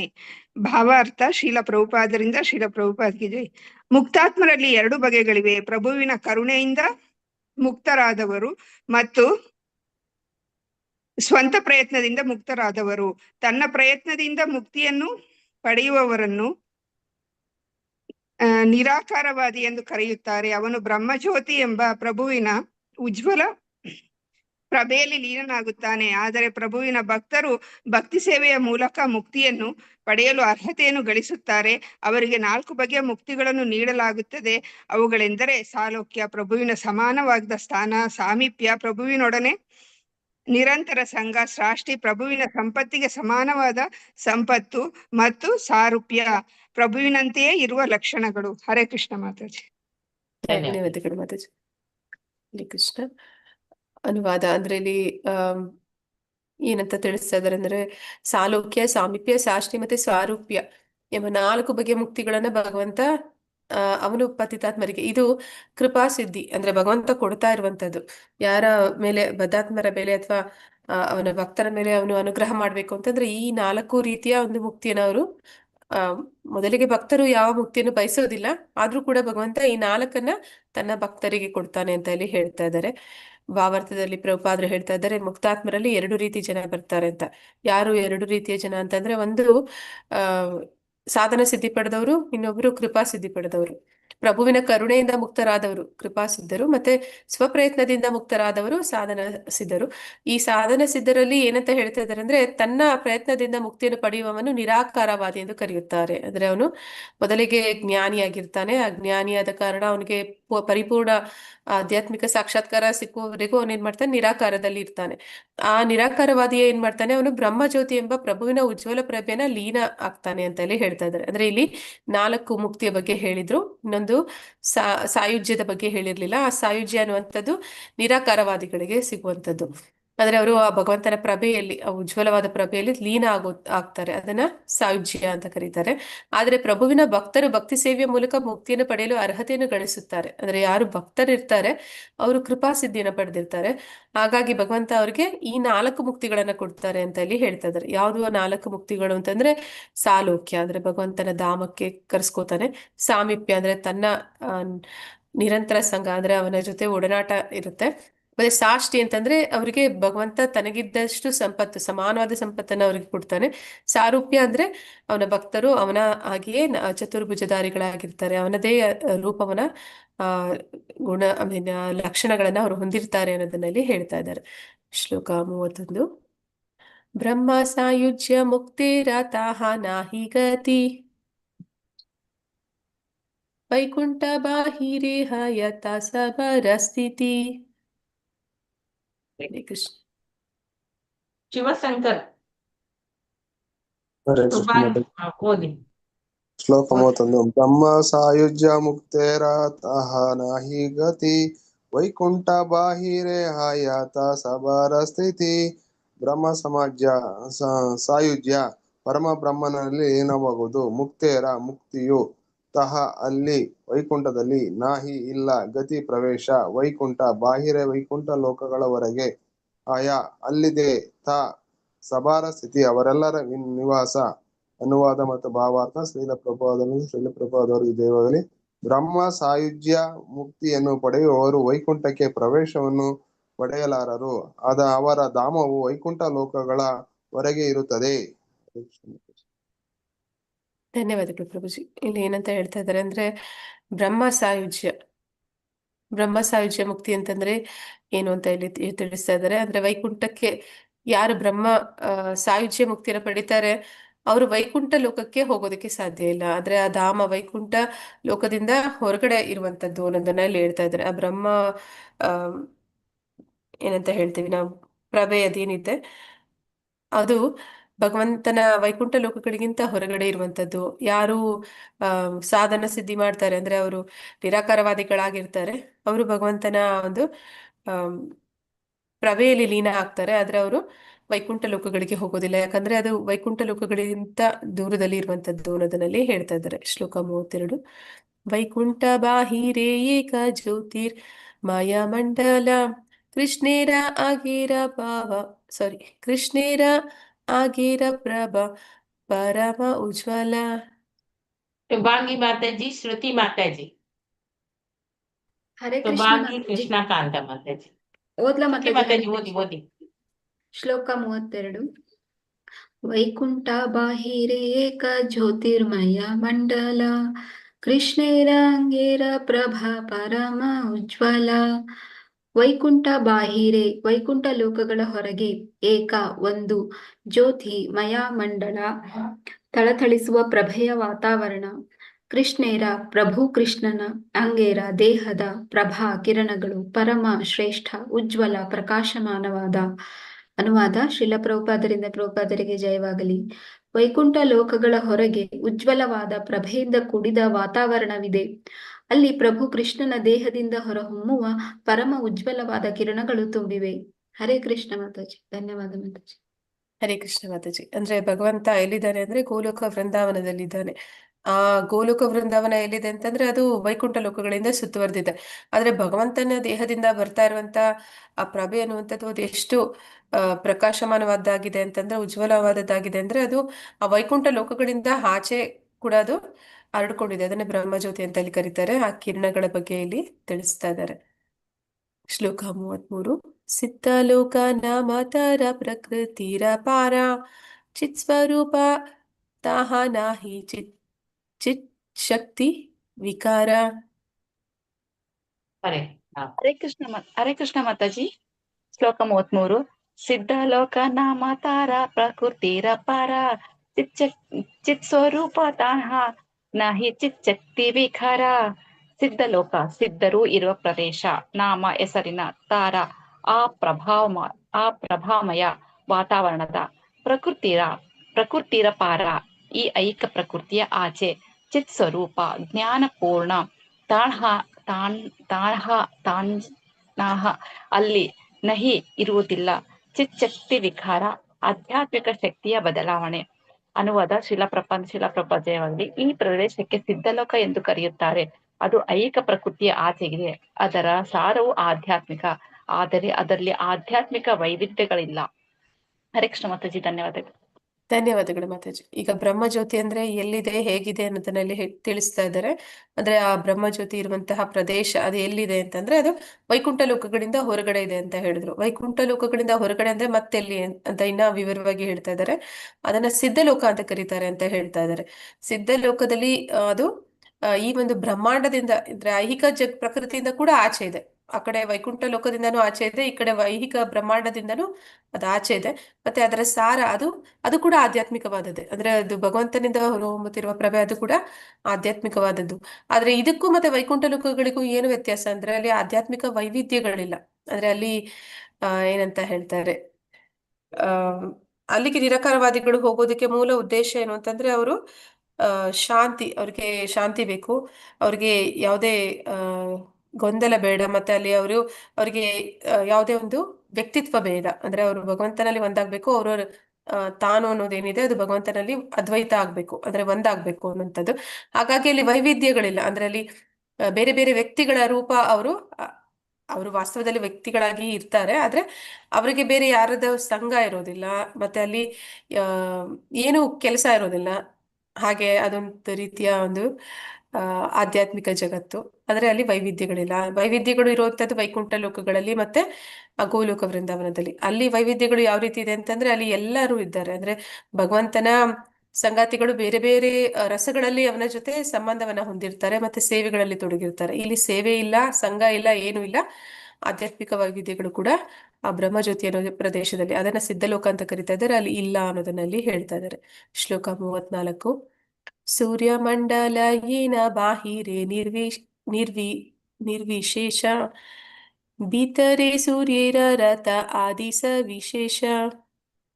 ವರದ ಹೆಗ್ಡೆ ಮಾತಾಜಿ, ವೀಣಾ ಮಾತಾಜಿ ಓದಿ. ಸೂರ್ಯ ಮಂಡಲ ಹೇನ ಬಹಿರೆ ನಿರ್ವಿಶೇಷ ಭೀತರೆ ಸೂರ್ಯ ರಥ ಸವಿಶೇಷ. ಸೂರ್ಯ ಮಂಡಲ ಸೂರ್ಯಗೋಳ ಏನ ಹಾಗೆ, ಬಾಹಿರೆ ಹೊರಗಡೆ, ನಿರ್ವಿಶೇಷ ವೈವಿಧ್ಯಗಳಿಲ್ಲದ, ಭೀತರೆ ಒಳಗಡೆ, ಸೂರ್ಯ ದೇವರ ರಥ ಆದಿ ರಥಗಳೇ ಮೊದಲಾದ ಸಂಪತ್ತು, ವಿಶೇಷ ವೈವಿಧ್ಯಗಳಿಂದ ತುಂಬಿದೆ. ಅನುವಾದ: ಅದು ಸೂರ್ಯನ ಸುತ್ತ ಇರುವ ಏಕರೂಪದ ಪ್ರತಿಭೆಯಂತಿದೆ, ಆದರೆ ಸೂರ್ಯನ ಒಳಗೆ ಸೂರ್ಯದೇವನ ರಥಗಳು, ಕುದುರೆ ಮತ್ತು ಇತರ ಸಂಪತ್ತುಗಳಿವೆ. ಭಾವಾರ್ಥ: ಕೃಷ್ಣನ ಧಾಮ ವೈಕುಂಠ, ಅದರ ಹೊರಭಾಗವನ್ನು ಪರಮ್ಯೋಮ್ಯ ಎಂದು ಕರೆಯುತ್ತಾರೆ. ಅಲ್ಲಿ ಕೃಷ್ಣನ ದೇಹದಿಂದ ಹೊರಹೊಮ್ಮುವ ಕಣ್ಣು ಕುಕ್ಕುವಂತಹ ಪ್ರಭೆ ಇದೆ. ಇದನ್ನು ಬ್ರಹ್ಮಜ್ಯೋತಿ ಎಂದು ಕರೆಯುತ್ತಾರೆ. ಆ ಪ್ರಭೆಯ ದಿವ್ಯ ಪ್ರದೇಶವನ್ನು ಸಿದ್ಧಲೋಕ ಅಥವಾ ಬ್ರಹ್ಮಲೋಕ ಎಂದು ಕರೆಯುತ್ತಾರೆ. ನಿರಾಕಾರವಾದಿಗಳು ಮುಕ್ತಿಯನ್ನು ಸಾಧಿಸಿದಾಗ ಆ ಬ್ರಹ್ಮಲೋಕದ ಪ್ರಭೆಯಲ್ಲಿ ಲೀನವಾಗುತ್ತಾರೆ. ಈ ದಿವ್ಯ ಪ್ರದೇಶವು ನಿಸ್ಸಂಶಯವಾಗಿಯೂ ಆಧ್ಯಾತ್ಮಿಕ, ಅಂದರೆ ಅದರಲ್ಲಿ ಆಧ್ಯಾತ್ಮಿಕ ಚಟುವಟಿಕೆಗಳಾಗಲಿ ಅಥವಾ ವರ್ಣ ವೈವಿಧ್ಯಗಳಾಗಲಿ ಪ್ರಕಟ ರೂಪದಲ್ಲಿಲ್ಲ. ಅದನ್ನು ಸೂರ್ಯನ ಪ್ರತಿಭೆಗೆ ಹೋಲಿಸಲಾಗಿದೆ. ಸೂರ್ಯನ ಪ್ರಭಾವಳಿಯ ಒಳಗೆ ಸೂರ್ಯಗೋಳವಿದೆ. ಅಲ್ಲಿ ಎಲ್ಲಾ ಬಗೆಯ ವರ್ಣ ವಿವಿಧ್ಯಗಳು ಅನುಭವಿಸಬಹುದು. ಹರೇ ಕೃಷ್ಣ ಮಾತಾಜಿ. ಹರೇ ಕೃಷ್ಣ ಮಾತಾಜಿ. ಇಲ್ಲಿ ಹೋಲಿಕೆ ನಾವು ನೋಡಿದ್ವಿ ಭಗವದ್ಗೀತೆಯಲ್ಲಿ, ಅದೇ ರೀತಿ ಅದನ್ನೇ ಹೋಲಿಕೆನ ಇಲ್ಲಿ ಕೊಡ್ತಾ ಇದ್ದಾರೆ. ಅಂದ್ರೆ ಸಾಕ್ಷಾತ್ಕಾರ 3 ಹಂತದಲ್ಲಿ ಆಗುತ್ತೆ. ಅದನ್ನ ಸೂರ್ಯನ ಅವನ ಒಂದು ಹೊರಹೊಮ್ಮುತ್ತಿರುವಂತ ಬೆಳಕು ಶಕ್ತಿ ಏನಿದೆ ಅದೊಂದು, ಮತ್ತೆ ಸೂರ್ಯಗ್ರಹ, ಅದರ ಒಳಗಡೆ ವಿವಸ್ವಾನ್, ಈ ರೀತಿ ನಾವು ಅದನ್ನ ಸಾಕ್ಷಾತ್ಕಾರಗಳನ್ನ 3 ಹಂತದಲ್ಲಿ ತಿಳ್ಕೊಂಡಿದ್ವಿ. ಅದೇ ರೀತಿ ಇಲ್ಲಿ ಹೇಳ್ತಾ ಇದ್ದಾರೆ, ಸೂರ್ಯನ ಸುತ್ತ ಇರುವ ಏಕರೂಪವಾದ ಪ್ರಭೆ ಎಂತಿದೆ. ಅಂದ್ರೆ ಸೂರ್ಯನ ಸುತ್ತ ಬೆಳಕು, ಅದು ಸೂರ್ಯ ಎಷ್ಟೋ ಬಿಲಿಯನ್ಸ್ ಅಷ್ಟು ದೂರ ಮೀಟರ್, ಅಂದ್ರೆ ಅವನು ತುಂಬಾ ದೂರ ಇದ್ದಾನೆ ಭೂಮಿಯಿಂದ. ಆದ್ರೆ ಅವನ ಒಂದು ಇದರಿಂದ ಬರ್ತಾ ಇರುವಂತಹ ಬೆಳಕು ಮತ್ತೆ ಆ ಶಕ್ತಿ, ಆ ಶಾಖ ನಮ್ಗೆ ಅದು ಸಿಗ್ತಿದೆ. ಹಾಗೆಯೇ ಈ ವೈಕುಂಠ ಲೋಕಗಳಿಂದ ಬರ್ತಿರುವಂತಹ ಭಗವಂತನ ಕೃಷ್ಣನ ಪ್ರಭೆ ಎನ್ನುವಂಥದ್ದು ಅದು ಬ್ರಹ್ಮಜ್ಯೋತಿ ಅಂತೆ ಅದು ಇದೆ ಅನ್ನೋದನ್ನ ಇಲ್ಲಿ ಹೇಳ್ತಾ ಇದ್ದಾರೆ. ಆದ್ರೆ ಹತ್ತಿರ ಹೋದ್ರೆ ನಮ್ಗೆ ಅಲ್ಲಿ ಕಾಣುತ್ತೆ. ಏನ್ ಕಾಣುತ್ತೆ ಅಂದ್ರೆ ಸೂರ್ಯ ಗ್ರಹ ಕಾಣುತ್ತೆ. ಅಲ್ಲಿ ಸೂರ್ಯ ಇದ್ದಾನೆ. ಸೂರ್ಯ ಅವನ್ ಏನ್ ಮಾಡ್ತಾ ಇದ್ದಾನೆ, ರಥದ ಮೇಲೆ ಕೂತಿದ್ದಾನೆ. ಮತ್ತೆ ಆ ರಥಕ್ಕೆ ಕುದುರೆಗಳಿದೆ, ಮತ್ತೆ ಇನ್ನೂ ಅನೇಕ ಸಂಪತ್ತುಗಳಿದೆ. ಅವೆಲ್ಲವೂ ಕೂಡ ಹತ್ತಿರ ಹೋದ್ರೆ ಕಾಣುತ್ತೆ. ಅಂದ್ರೆ ದೂರದಿಂದ ನೋಡ್ತಾ ಇರೋರಿಗೆ ಬರೀ ಆ ಒಂದು ಬೆಳಕಷ್ಟೇ ಕಾಣ್ತಿದೆ. ಹಾಗೆ ಇಲ್ಲಿ ನಿರಾಕಾರವಾದಿಗಳು ಅನ್ನೋದನ್ನ ಇಲ್ಲಿ ಹೇಳ್ತಾ ಇದ್ದಾರೆ. ಕೃಷ್ಣನ ಧಾಮ ವೈಕುಂಠ, ಅದರ ಹೊರಭಾಗವನ್ನು ಪರವ್ಯೋಮ ಎಂದು ಕರೆಯುತ್ತಾರೆ. ಅಂದ್ರೆ ವೈಕುಂಠ ಲೋಕಗಳು ಏನಿದೆ ಅದರಿಂದ ಆಚೆ ಇರುವಂತದ್ದನ್ನ ಪರವ್ಯೋಮ ಅಂತ ಇಲ್ಲಿ ಹೇಳ್ತಾ ಇದ್ದಾರೆ. ಅಲ್ಲಿ ಕೃಷ್ಣನ ದೇಹದಿಂದ ಹೊರಹೊಮ್ಮುವ ಕಣ್ಣು ಕೋರೈಸುವ ಪ್ರಭೆ ಇದೆ. ಇದನ್ನ ಬ್ರಹ್ಮಜ್ಯೋತಿ ಅಂತಾನೂ ಕರೀತಾರೆ, ಸಿದ್ಧಲೋಕ ಅಂತಾನೂ ಕರೀತಾರೆ, ಬ್ರಹ್ಮಲೋಕ ಅಂತಾನೂ ಕರೀತಾರೆ. ಇಲ್ಲಿ ಇನ್ನೂ ಒಂದು ಪರವ್ಯೋಮ ಅಂತಾನೂ ಹೇಳ್ತಾ ಇದ್ದಾರೆ. ಇದೆಲ್ಲವೂ ಕೂಡ ಒಂದೇ. ಅಂದ್ರೆ ಅದೆಲ್ಲವೂ ಕೂಡ ಭಗವಂತನಿಂದ ಬರ್ತಿರುವಂತಹ ಒಂದು ಕಣ್ಣು ಕೋರೈಸುವ ಪ್ರಭೆ, ಆ ಶಕ್ತಿ, ಅವನಿಂದ ಬರ್ತಿರುವಂತಹ ಬೆಳಕು. ನಿರಾಕಾರವಾದಿಗಳು ಮುಕ್ತಿಯನ್ನು ಸಾಧಿಸಿದಾಗ ಆ ಬ್ರಹ್ಮ ಲೋಕದ ಪ್ರಭೆಯಲ್ಲಿ ಲೀನ ಆಗ್ತಾರೆ. ಸಾಯುಜ್ಯ ಮೋಕ್ಷವನ್ನು ಪಡೆಯೋದಕ್ಕೆ ಬಯಸುವವರು ಅಲ್ಲಿ ಲೀನ ಆಗ್ತಾರೆ. ಮತ್ತೆ ಈ ದಿವ್ಯ ಪ್ರದೇಶವು ನಿಸ್ಸಂಶಯವಾಗಿಯೂ ಆಧ್ಯಾತ್ಮಿಕ. ಅದು ಕೂಡ ಭಗವಂತನಿಂದಲೇ ಬಂದಿರುವ ಕಾರಣ ಅದು ಕೂಡ ಆಧ್ಯಾತ್ಮಿಕವಾದದ್ದೇ. ಆದ್ರೆ ಏನೊಂದು ವ್ಯತ್ಯಾಸ ಆಧ್ಯಾತ್ಮಿಕ ವೈಕುಂಠ ಲೋಕಗಳಿಗೂ ಇದಕ್ಕೂ ಅಂತಂದ್ರೆ, ಅದರಲ್ಲಿ ಆಧ್ಯಾತ್ಮಿಕ ಚಟುವಟಿಕೆಗಳಾಗಲಿ, ಅಂದ್ರೆ ಅಲ್ಲಿ ಯಾವುದೇ ಒಂದು ಭಕ್ತಿ ಸೇವೆ ಮಾಡುವಂಥದ್ದು, ಪ್ರೀತಿ ವಿನಿಮಯ ಅನ್ನುವಂಥದ್ದು, ರಸ ವಿನಿಮಯ ಅನ್ನುವಂಥದ್ದು ಏನೂ ಇರೋದಿಲ್ಲ. ವರ್ಣ ವೈವಿಧ್ಯಗಳಾಗಲಿ ಪ್ರಕಟ ರೂಪದಲ್ಲಿ ಇಲ್ಲ. ಅಂದ್ರೆ ಸಂಘ ಇಲ್ಲ, ಅವರ ಸುತ್ತ ಬೇರೆ ಯಾರು ಜನ ಭಕ್ತರ ಸಂಘ ಇದ್ಯಾವುದು ಕೂಡ ಅವ್ರಿಗೆ ಇರೋದಿಲ್ಲ. ಅದನ್ನ ಸೂರ್ಯನ ಪ್ರಭೆಗೆ ಹೋಲಿಸಲಾಗಿದೆ. ಅಂದ್ರೆ ಅದನ್ನ ಸೂರ್ಯನ ಪ್ರಭೆಗೆ ನಾವು ಹೋಲಿಕೆ ಮಾಡಬಹುದು. ಮತ್ತೆ ಸೂರ್ಯನ ಪ್ರಭಾವಳಿಯ ಒಳಗೆ ಸೂರ್ಯ ಗೋಳವಿದೆ. ಅಂದ್ರೆ ಆ ಬೆಳಕು ಎಲ್ಲಿಂದ ಮೂಲದಲ್ಲಿ ಬರ್ತಾ ಇದೆ ಅಲ್ಲಿ ಅದು ಸೂರ್ಯಗ್ರಹ ಅದು ಇದೆ. ಮತ್ತೆ ಅಲ್ಲಿ ಎಲ್ಲ ಬಗೆಯ ಇನ್ನೂ ಒಳಗಡೆ ಹೋದಾಗ ಅಲ್ಲಿ ವಿವಸ್ವಾನ್ ಇದ್ದಾನೆ. ಅವನು ಕುದುರೆಗಳನ್ನ ಕಟ್ಟಿರುವಂತ ರಥವನ್ನೇರಿ ಅಲ್ಲಿ ಅವನಿದ್ದಾನೆ, ವ್ಯಕ್ತಿಯಾಗಿ ಇದ್ದಾನೆ. ಅಲ್ಲಿ ಎಲ್ಲಾ ಬಗೆಯ ವರ್ಣ ವೈವಿಧ್ಯಗಳನ್ನು ಅನುಭವಿಸಬಹುದು. ಅಂದ್ರೆ ನಾವು ನೋಡ್ತೀವಿ ಸೂರ್ಯಲೋಕದಲ್ಲಿ ಸೂರ್ಯ ಇದ್ದಾನೆ. ಈ ಭೂಲೋಕವನ್ನ ಈ ಚಕ್ರವರ್ತಿಗಳು ಹೇಗೆ ಆಳ್ತಾ ಇದ್ರು, ಪರೀಕ್ಷಿತ ಮಹಾರಾಜ, ಯುಧಿಷ್ಠಿರ ಮಹಾರಾಜ, ಹಾಗೆ ಆ ಸೂರ್ಯ ಲೋಕವನ್ನ ಅಲ್ಲಿ ವಿವಸ್ವಾನ್ ಅವನು ಆಳ್ತಾ ಇದ್ದಾನೆ. ಅವನು ಆಳ್ತಿರ್ಬೇಕಾದ್ರೆ ಅಲ್ಲಿ ಅವನ ಪ್ರಜೆಗಳಿದ್ದಾರೆ, ಅವನಿಗೆ ಹೆಂಡತಿ ಮಕ್ಕಳು ಸಂಸಾರ ಎಲ್ಲ ಇರುತ್ತೆ. ಹಾಗೆ ವೈವಿಧ್ಯಗಳು ಅಲ್ಲಿ ಇದೆ. ಅದೇ ರೀತಿ ವೈಕುಂಠ ಲೋಕಗಳು ಮತ್ತೆ ಆ ಗೋಲೋಕ ವೃಂದಾವನದಲ್ಲಿ ಭಗವಂತ ಇದ್ದಾನೆ. ಅವನ ಎಲ್ಲ ಭಕ್ತರ ಜೊತೆಯಲ್ಲಿ ಅವನು ಲೀಲೆಗಳಲ್ಲಿ ಸದಾ ಇದ್ದಾರೆ, ತೊಡಗಿರ್ತಾನೆ. ಆದ್ರೆ ದೂರದಿಂದ ಯಾರು ಸಾಯುಜ್ಯ ಮೋಕ್ಷವನ್ನ ಪಡಿತಾ ಇದ್ದಾರೆ ಅವ್ರಿರುವಂತದ್ದು ಆಧ್ಯಾತ್ಮಿಕ ಜಗತ್ತೇ ಇರ್ಬೋದು. ಅಂದ್ರೆ ಅದು ಕೂಡ ಭಗವಂತನಿಂದ ಬರ್ತಿರುವಂತ ಪ್ರಭೆ ಇರ್ಬೋದು. ಆದ್ರೆ ಅಲ್ಲಿ ಈ ವ್ಯತ್ಯಾಸ ಇದೆ. ಅಂದ್ರೆ ಅಲ್ಲಿ ಯಾವುದೇ ಚಟುವಟಿಕೆಗಳು ಇರೋದಿಲ್ಲ, ವರ್ಣ ವೈವಿಧ್ಯಗಳು ಕೂಡ ಇರೋದಿಲ್ಲ ಅನ್ನೋದನ್ನಲ್ಲಿ ಹೇಳ್ತಾ ಇದ್ದಾರೆ. ಶ್ಲೋಕ 35. ಕಾಮಾದ್ವೇಷಾದ್ ಬಾಯಾತ್ ಸ್ನೇಹಾತ್ ಯಥಾ ಭಕ್ತೀಶ್ವರೇ ಮನ ಆವೇಶ್ಯ ತದ್ ಆಗಮ್ ಹಿತ್ವಾ ಬಹವಸ್ತದ್ಗತಿ ಗತಾ. ಹರೇ ಕೃಷ್ಣ. ಹರೇ ಕೃಷ್ಣ. ಹರೇ ಕೃಷ್ಣ. ಮಾತಾಜಿ ಓದ್ಲಾ? ಮಾತಾಜಿ ಓದಿ ಮಾತಾಜಿ. ಮಾತಾಜಿ ನಾನು ಓದ್ಲಾ? ರೀನಾ ಮಾತಾಜಿ ಓದಿ. ಹಾ, ಓಕೆ ಮಾತಾಜಿ. ಶ್ಲೋಕ 35. ಕಾಮಾದ್ವೇಷಾದ್ ಭಯ ಸ್ನೇಹಾದ್ ಯಥಾ ಭಕ್ತೇಶ್ವರೇ ಮನಃ ಆವೇಶ್ಯ ತದ್ ಅಗಮ್ ಹಿತ್ವಾ ಬಹವಸ್ತದ್ ಗತಿಂ ಗತಾಃ. ವರ್ಡ್ ಟು ವರ್ಡ್ ಮೀನಿಂಗ್ ಓದ್ಬೇಕಾ ಮಾತಾಜಿ ಅಥವಾ ಅನುವಾದ ಓದ್ಲಾ? ಕಾಮಾತ್ ಕಾಮುಕ ಆಸೆಗಳಿಂದ ಪ್ರಭಾವಿತರಾಗಿ, ದ್ವೇಷಾತ್ ಅಸೂಯೆಯಿಂದ, ಭಯದಿಂದ, ಸ್ನೇಹಾತ್ ಅಥವಾ ವಾತ್ಸಲ್ಯದಿಂದ, ಯಥಾ ಹಾಗೆ, ಭಕ್ತಿಯಿಂದ, ಈಶ್ವರೇ ದೇವೋತ್ತಮ ಪರಮಪುರುಷನಲ್ಲಿ, ಮನಃ ಮನಸ್ಸು, ಆವೇಶ್ಯ ಸಂಪೂರ್ಣ ಮಗ್ನವಾಗುವುದು, ತತ್ ಅದು, ಅಗಂ ಪಾಪ ಕಾರ್ಯ, ಹಿತ್ವ ಕೈಬಿಡುವುದು, ಭವಃ ಅನೇಕ, ತತ್ ಅದು, ಗತಿಂ ಗುರಿ, ಗತಾಹ ಸಾಧಿಸಿದ್ದು. ಅನುವಾದ ಶಿಲಪ್ರಭುಪಾದರಿಗೆ ದೇವಾಗಲಿ. ಪ್ರಭುವನ್ನು ಕುರಿತ ಭಕ್ತಿಯ ಮೂಲಕ ವ್ಯಕ್ತಿಯು ಅವನ ಧಾಮವನ್ನು ಹೇಗೆ ಸೇರಬಹುದೋ ಹಾಗೆಯೇ ಅನೇಕರು ತಮ್ಮ ಪಾಪ ಕಾರ್ಯಗಳನ್ನು ತೊರೆಯುವ ಮೂಲಕ ಮತ್ತು ತಮ್ಮ ಮನಸ್ಸುಗಳನ್ನು ಕಾಮ, ಅಸೂಯೆ, ಭಯ ಅಥವಾ ವಾತ್ಸಲ್ಯಗಳ ಮೂಲಕ ಪ್ರಭುವಿನಲ್ಲಿ ಮಗ್ನವಾಗಿಸಿ. ಹರೇ ಕೃಷ್ಣ ಮಾತಾಜಿ. ಅನುವಾದ ಉಂಟು, ಭಾವಾರ್ಥ ಇರ್ಬೇಕು ಮಾತಾಜಿ. ಪ್ರಭುವಿನಲ್ಲಿ ಮಗ್ನವಾಗಿಸಿ ಅದೇ ಗುರಿಯನ್ನು ಸಾಧಿಸಿದ್ದಾರೆ. ಭಾವಾರ್ಥ: ಶಕ್ತಿಶಾಲಿಯಾದ ಸೂರ್ಯನು ತನ್ನ ಉಜ್ವಲ ಕಿರಣಗಳ ಮೂಲಕ ಎಲ್ಲಾ ಬಗೆಯ ಕಾಲುಷ್ಯಗಳನ್ನು ಹೇಗೆ ಶುಚಿಗೊಳಿಸಬಲ್ಲನೋ ಹಾಗೆಯೇ ಸರ್ವ ಆಧ್ಯಾತ್ಮಿಕ ದೇವೋತ್ತಮ ಪುರುಷನು ತಾನು ಆಕರ್ಷಿಸುವ ವ್ಯಕ್ತಿಯಲ್ಲಿನ ಎಲ್ಲ ಐಹಿಕ ಗುಣಗಳನ್ನು ಶುಚಿಗೊಳಿಸುತ್ತಾನೆ. ವ್ಯಕ್ತಿಯು ದೇವೋತ್ತಮನತ್ತ ಐಹಿಕ ಕಾಮಗುಣದಲ್ಲಿ ಆಕರ್ಷಿತನಾದರೂ ದೇವೋತ್ತಮನು ತನ್ನ ಕರುಣೆಯಿಂದ ಅಂತಹ ಆಕರ್ಷಣೆಯನ್ನು ಆಧ್ಯಾತ್ಮಿಕ ಪ್ರೇಮವನ್ನಾಗಿ ಪರಿವರ್ತಿಸುತ್ತಾನೆ. ಹಾಗೆಯೇ ವ್ಯಕ್ತಿಯು ಭಯ ಮತ್ತು ದ್ವೇಷದಿಂದ ಭಗವಂತನಲ್ಲಿ ಸಂಪರ್ಕ ಬೆಳೆಸಿದರೆ ಅವನು ಕೂಡ ಪ್ರಭುವಿನ ಆಧ್ಯಾತ್ಮಿಕ ಆಕರ್ಷಣೆಯಿಂದ ಪರಿಶುದ್ಧನಾಗುತ್ತಾನೆ. ದೇವರು ದೊಡ್ಡವನು ಮತ್ತು ಜೀವಿಯು ಚಿಕ್ಕವನು, ಆದರೂ ಅವರು ಆಧ್ಯಾತ್ಮಿಕ ವ್ಯಕ್ತಿಗಳು. ಆದ್ದರಿಂದ ಜೀವಿಯ ಮುಕ್ತ ಮನಸ್ಸಿನಿಂದ ಕೊಳ್ಳುವಿಕೆಯ ವಿನಿಮಯ ಆರಂಭವಾಗುತ್ತಿದ್ದಂತೆಯೇ ತಟ್ಟನೆ ಮಹಾ ಆಧ್ಯಾತ್ಮ ಜೀವಿಯು ಕಿರಿಯ ಜೀವಿಯನ್ನು ಆಕರ್ಷಿಸುತ್ತಾನೆ. ಹೀಗೆ ಅವನನ್ನು ಎಲ್ಲ ಐಹಿಕ ಬಂಧನಗಳಿಂದಲೂ ಮುಕ್ತನನ್ನಾಗಿಸುತ್ತಾನೆ. ಇದು ಶ್ರೀಮದ್ ಭಾಗವತದ ಒಂದು ಶ್ಲೋಕ 6.1.21. ಹರೇ ಕೃಷ್ಣ ಮಾತಾಜಿ, ಧನ್ಯವಾದಗಳು. ಹರೇ ಕೃಷ್ಣ ಮಾತಾಜಿ.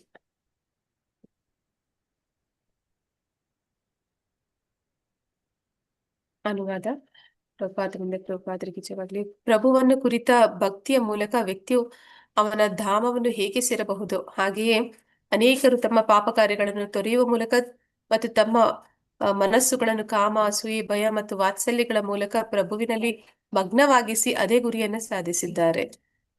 ಅಂದ್ರೆ ಭಗವಂತನ ಕುರಿತು ಯಾವ ವ್ಯಕ್ತಿಯಾದ್ರೂ ಕೂಡ ಅವನ ಧಾಮವನ್ನು ಸೇರೋದಕ್ಕೆ, ಅಂದ್ರೆ ಅವನನ್ನ ಕುರಿತು ಯಾರು ಚಿಂತನೆ ಮಾಡ್ತಾರೆ, ಅವನ ಜೊತೆ ಯಾವುದೇ ಒಂದು ರೀತಿಯಲ್ಲಿ ಯಾವುದೇ ಒಂದು ಭಾವದಲ್ಲಿ ಅವನ ಜೊತೆ ಸಂಬಂಧವನ್ನ ಏರ್ಪಡಿಸ್ಕೊಳ್ತಾರೆ, ಅವರು ಅವನ ಧಾಮಕ್ಕೆ ಹೋಗೋದಕ್ಕೆ ಅರ್ಹರಾಗ್ತಾರೆ. ಹೇಗೆ ಅಂತಂದ್ರೆ ಅವರು ಎಲ್ಲ ಪಾಪ ಕಾರ್ಯಗಳನ್ನ ಕಳ್ಕೋತಾರೆ, ಮತ್ತೆ ಅವರ ಮನಸ್ಸಿನಲ್ಲಿ ಕಾಮ, ಅಸೂಯೆ, ಭಯ ಅಥವಾ ವಾತ್ಸಲ್ಯಗಳ ಮೂಲಕ ಪ್ರಭುವಿನಲ್ಲಿ ಮಗ್ನವಾಗಿಸಿ, ಅಂದ್ರೆ ಯಾವ ಒಂದು ಮನಸ್ಥಿತಿಯಲ್ಲಿ ಬೇಕಾದ್ರೂ ಅವನನ್ನ ನೆನೆಸ್ಬೋದು. ಅಂದ್ರೆ ನಾವು ನೋಡ್ತೀವಿ ಕಂಸ ಇವರೆಲ್ಲರೂ ಕೂಡ ಅವನನ್ನ ಅಸೂಯೆ ಪಡ್ತಾ ಇದ್ರು. ಕಾಮ ಅಂತಂದ್ರೆ ಇಲ್ಲಿ ನಾವು ನೋಡ್ತೀವಿ ಒಂದು ಕೂನು ಬೆನ್ನಿನ ಹೆಂಗಸು, ಭಗವಂತ ಅವಳಿಗೆ ಸುಂದರವಾದ ರೂಪವನ್ನು ಕೊಟ್ಟಾಗ ಅವಳು ಕಾಮರೂಪದಲ್ಲಿ ಕಾಣ್ತಾಳೆ. ಮತ್ತೆ ಹೆದರಿಕೆ, ಅದು ಕೂಡ ಕಂಸನೇ ಇಟ್ಕೊಂಡಿದ್ದ. ಅಸೂಯೆ ಅಂತಂದ್ರೆ ಇಲ್ಲಿ ನಾವು ಶಿಶುಪಾಲ ಅವ್ರನ್ನೆಲ್ಲ ನೋಡ್ತೀವಿ. ವಾತ್ಸಲ್ಯದಿಂದ ಅಂತಂದ್ರೆ ಯಶೋದ, ಗೋಕುಲದಲ್ಲಿ ಇದ್ದಂತಹ ಅನೇಕ ಅವನ ಸಂಗಡಿಗರು, ಗೋಪಿಕಾಸ್ತ್ರೀಯರು ಮತ್ತೆ ಗೋಪ ಬಾಲಕರು, ಇವರೆಲ್ಲರೂ ಕೂಡ ಪ್ರಭುವಿನಲ್ಲಿ ಈ ರೀತಿ ಒಂದು ಸಂಬಂಧವನ್ನ, ಭಾವವನ್ನ ಹೊಂದಿರ್ತಾರೆ. ಅವರೆಲ್ಲರೂ ಕೂಡ ಅದೇ ಗುರಿಯನ್ನ ಸಾಧಿಸಿದ್ದಾರೆ, ಅಂದ್ರೆ ಅವರೆಲ್ಲರೂ ಕೂಡ ಭಗವಂತನ ಧಾಮಕ್ಕೆ ಹೋಗ್ತಾರೆ ಅಂತ ಭಾವಾರ್ಥ. ಪ್ರಭುಪಾದರಿಂದ ಪ್ರಭುಪಾದರಿಗೆ ಜಯವಾಗಲಿ. ಶಕ್ತಿಶಾಲಿಯಾದ ಸೂರ್ಯನು ತನ್ನ ಉಜ್ವಲ ಕಿರಣಗಳ ಮೂಲಕ ಎಲ್ಲ ಬಗೆಯ ಕಾಲುಷ್ಯಗಳನ್ನು ಹೇಗೆ ಶುಚಿಗೊಳಿಸಬಲ್ಲನೋ, ಹಾಗೆಯೇ ಸರ್ವ ಆಧ್ಯಾತ್ಮಿಕ ದೇವೋತ್ತಮ ಪರಮ ಪುರುಷರು ತಾನು ಆಕರ್ಷಿಸುವ ವ್ಯಕ್ತಿಯಲ್ಲಿನ ಎಲ್ಲ ಐಹಿಕ ಗುಣಗಳನ್ನು ಶುಚಿಗೊಳಿಸುತ್ತಾನೆ.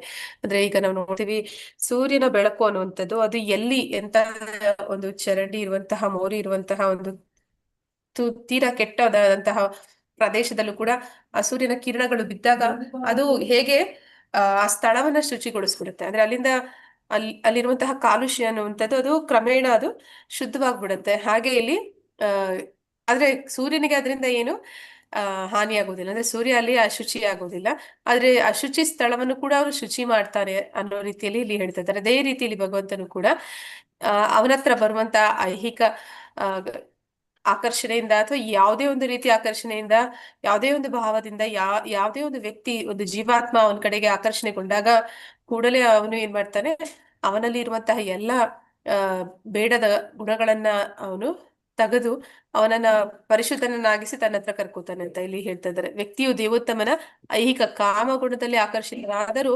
ದೇವೋತ್ತಮನ ಕರುಣೆಯಿಂದ ಅಂತಹ ಆಕರ್ಷಣೆಯನ್ನು ಆಧ್ಯಾತ್ಮಿಕ ಪ್ರೇಮವನ್ನಾಗಿ ಪರಿವರ್ತಿಸುತ್ತಾನೆ ಅಂತ. ಅಂದ್ರೆ ಹೇಗೆ ನಾವು ನೋಡ್ತೀವಿ ಅಂದ್ರೆ ಅವನಿಗೆ ವಿಷಪೂರಿತ ಹಾಲನ್ನ ಕೊಡೋದಕ್ಕೆ ಬರ್ತಾಳೆ ರಾಕ್ಷಸಿ, ಆದ್ರೆ ಅವಳನ್ನು ಕೂಡ ತಾಯಿಯ ಹಾಗೆ ಅವನು ಸ್ವೀಕಾರ ಮಾಡ್ತಾನೆ. ಮತ್ತೆ ಆಗ್ಲೇ ಹೇಳಿದಾಗೆ ಗೂರು ಬೆನ್ನಿನ ಹೆಂಗಸು, ಅವಳು ಸುಂದರಿ ಆದಾಗ ಅವಳು ಕೂಡ ಕಾಮ ಬಯಕೆನ ಇಟ್ಕೋತಾಳೆ. ಅಂದ್ರೆ ಅಂತವರನ್ನು ಕೂಡ ಭಗವಂತ ಅವರಲ್ಲಿ ಇರುವಂತಹ ಎಲ್ಲ ಬೇಡದನ್ನ ನಿವಾರಿಸಿ ಅವರನ್ನ ಆಧ್ಯಾತ್ಮಿಕ ಜಗತ್ತಿಗೆ ಪರಿಶುದ್ಧರನ್ನಾಗಿ ಅವನು ಕರ್ಕೋತಾನೆ, ಆಕರ್ಷಿಸ್ತಾನೆ, ತನ್ನ ಹತ್ರ ಕರ್ಕೋತಾನೆ ಅಂತ ಇಲ್ಲಿ ಹೇಳ್ತಾ ಇದ್ದಾರೆ. ಹಾಗೆಯೇ ವ್ಯಕ್ತಿಯು ಭಯ ಮತ್ತು ದ್ವೇಷದಿಂದ ಭಗವಂತನಲ್ಲಿ ಸಂಪರ್ಕ ಬೆಳೆಸಿದರೆ ಅವನು ಕೂಡ ಪ್ರಭುವಿನ ಆಧ್ಯಾತ್ಮಿಕ ಆಕರ್ಷಣೆಯಿಂದ ಪರಿಶುದ್ಧನಾಗುತ್ತಾನೆ. ಅಂದ್ರೆ ಅವನಲ್ಲಿ ಹೆಚ್ಚಾಗಿ ಭಯ ಮತ್ತೆ ದ್ವೇಷ ಇಟ್ಕೊಂಡಿದ್ದಂಥವ್ರು ಜಯ ವಿಜಯರೇ ಆಗಿದ್ರು. ಅವರು ಕೂಡ ಭಗವಂತನ ಹತ್ರಕ್ಕೆ 3 ಜನ್ಮಗಳು ಕಳೆದವ್ರು ಬರ್ತಾರೆ. ನಂತರ ದೇವರು ದೊಡ್ಡವನು ಮತ್ತು ಜೀವಿಯು ಚಿಕ್ಕವನು, ಆದರೂ ಅವರು ಆಧ್ಯಾತ್ಮಿಕ ವ್ಯಕ್ತಿಗಳು. ಅಂದ್ರೆ ನಾವು ಕೂಡ ಭಗವಂತನ ವಿಭಿನ್ನ ಅಂಶಗಳು. ನಮಗೂ ಭಗವಂತನಿಗೂ ಗುಣದಲ್ಲಿ ಸಾಮ್ಯತೆ ಸ್ವಲ್ಪ ಮಟ್ಟಿಗೆ, ಅಂದ್ರೆ ನಾವು ಅಣು, ಅವನು ವಿಭು. ಹಾಗೆ ಆದ್ರೂ ಕೂಡ ಅವನಿಂದಲೇ ಬಂದಂತ ವಿಭಿನ್ನ ಅಂಶಗಳಾದ ಕಾರಣ ನಾವು ಕೂಡ ಅವನ ಕಡೆಗೆ ಆಕರ್ಷಿತರಾಗ್ತೀವಿ.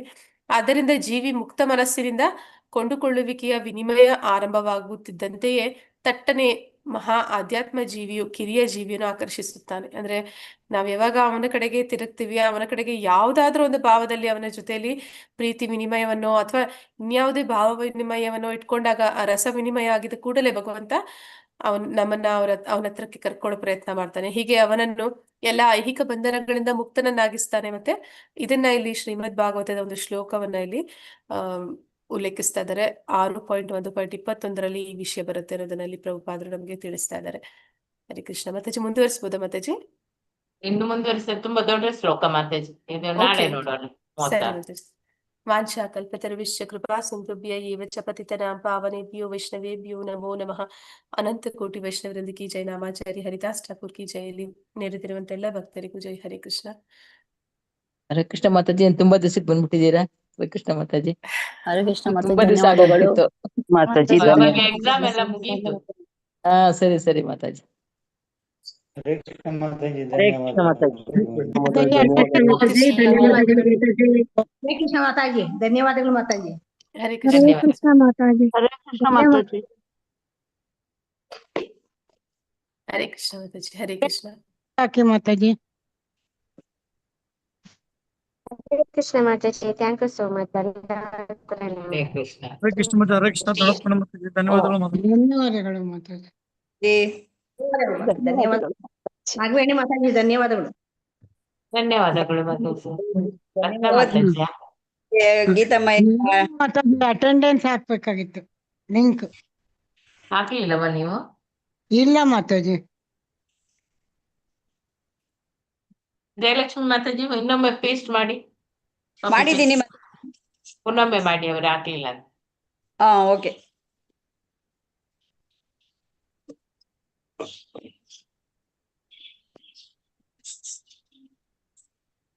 ಬಂತು ನೋಡಿ ಮಾತಾಜಿ. ಅಲ್ಲ ಮಾತಾಜಿ, ಇದು ಚೈತನ್ಯ ಚರಿತಾಮೃತ ರೀಡಿಂಗ್ ಮಾತ್ರ ಬರ್ತಾ ಇದೆ, ಇದ್ರದ್ದು ಬರ್ತಾ ಇಲ್ಲ. ಏನೇ ಮಾಡಿ ಮಾತಾಜಿ, ಬರ್ತದೆ. ಸರಿ.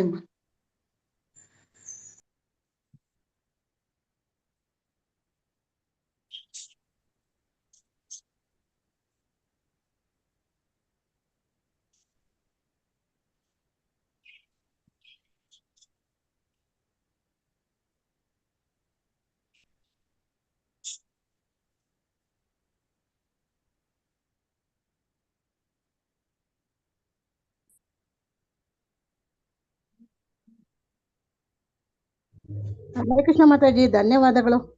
ಧನ್ಯವಾದಗಳು ಮಾತಾಜಿ. ಹರೇ ಕೃಷ್ಣ. ವರದಕ್ಕೆ ಬಾಕಿ ಆದ್ರು ಓದ್ಲಿಕ್ಕೆ ಅಲ್ಲಿ. ನಾಳೆ ಓದಿ ಮಾತಾಜಿ ವರದ ಇಟ್ಲೆ. ಮತ್ತೆ ನಂದಿನಿ ಶ್ರೀನಪ್ಪ ಅವರು ಎಲ್ಲ ನಾಳೆ ನೋಡೋರು ಬಿದ್ದವರು. ಹರೇ ಕೃಷ್ಣ ಮಾತಾಜಿ. ಹರೇ ಕೃಷ್ಣ. ಸರಿ ಮಾತಾಜಿ. ಧನ್ಯವಾದಗಳು ಮಾತಾಜಿ. ಹರೇ ಕೃಷ್ಣ.